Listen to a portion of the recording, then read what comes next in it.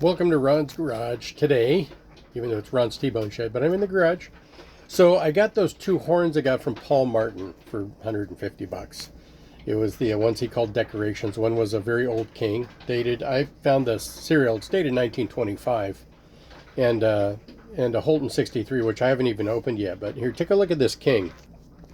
I already had to remove some of the the patina and the oxidation that was coming off the horn, just so I could read the bell. But you can see it's not in tuning hand slide, it's bell tuning.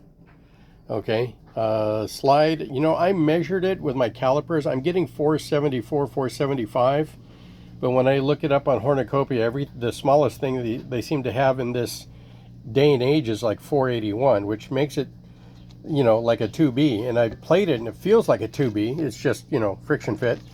And here's the bell. I polished it up. It says King, made by H&N White. There's nothing on there, no new proportion, no nothing, right? So I got some dents to remove. I'm going to remove the patina.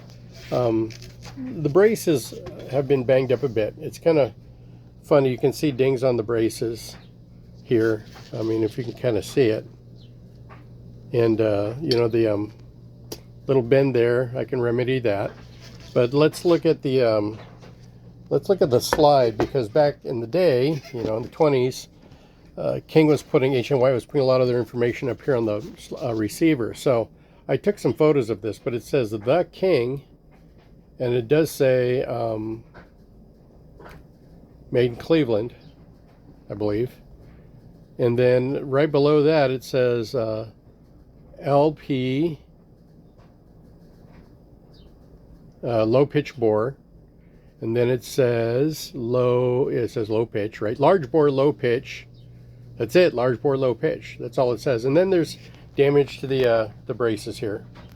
So I mean, I don't know that there's much I can do about that unless I can find some pieces.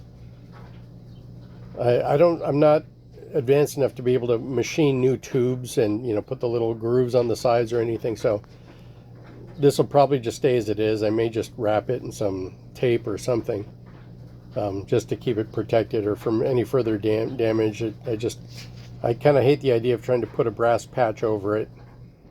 I could rewrap it again, but from what I could see at least on the Hornicopia website, the closest thing that this looks like, it's a 1111, which is something orchestra something. It's not a new proportion. It's not an improved new proportion.